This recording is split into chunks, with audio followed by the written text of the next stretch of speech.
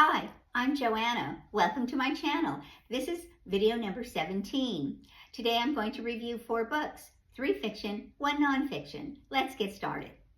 The first book is Heartwood by Amity Gage. In this novel, the setting is in Maine. The main character is Valerie Gillis. She goes by Sparrow. She's a 42-year-old woman and she's a hiker. She goes hiking in the Appalachian Mountains and she loses her way. So the author takes us on Sparrow's journey as she tries to find her way. And her writing is wonderful because we actually experience every thought Valerie is having, every urge, every experience she's having. Beverly, who is the game warden, is determined to find Valerie. And the odds are becoming more and more minuscule. And Lena, a very smart 76-year-old woman who's also a bird watcher, gets involved. And when she does, that is when the novel takes a turn. So I like the author's character development. I like her prose. It is an emotional thriller. I was hooked. It's fast-paced.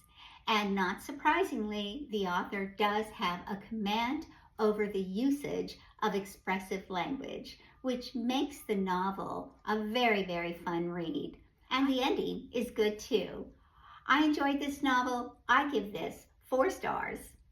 Book number 2, The Story She Left Behind by Patty Callahan Henry. So the story begins with the main character, Clara Harrington, and she's from South Carolina. She's divorced. She has a daughter named Winnie, who's 8 years old.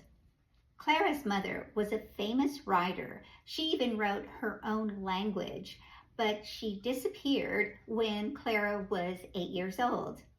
So the other main character is Charlie.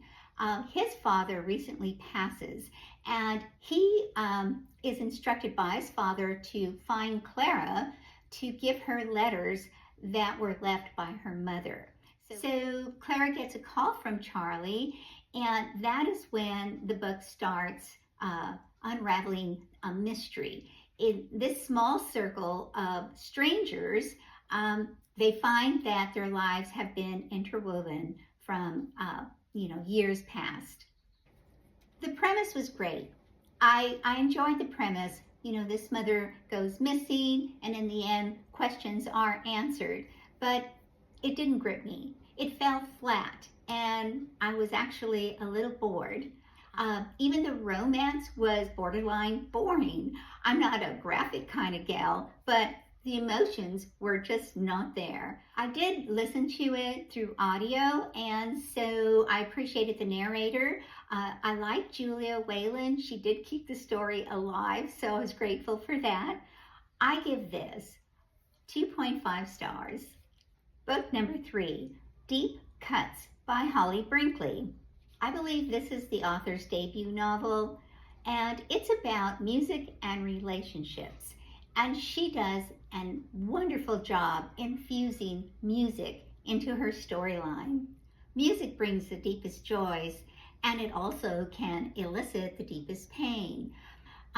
We quote songs all the time, and the author titles each chapter with a particular song that relates to the narrative in that chapter. So the story is told in first person by the main character, Percy, who is in her early 20s in the year 2000. And the book takes us through post-2011.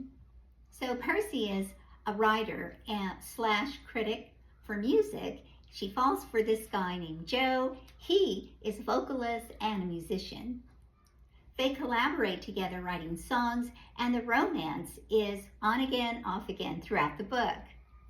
The third character is Zoe. She's a previous girlfriend of Joe, but the trio remain friends throughout the book. 20-somethings are going to relate to this novel very easily, and people who are beyond the 20s are going to fall back into that attitude and culture of the 20s. where they're figuring things out, where they're exploring themselves, where they're falling in love, and it's new and it's exciting and it's confusing. The novel brings you there in only the way a good storyteller can. I haven't been 20 in 1,000 years, and I really like this book.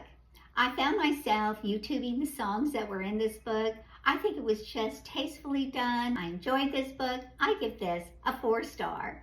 My nonfiction book, Chasing Shadows, My Life Chasing the Great White by Greg Skomal. I've always been curious about sharks.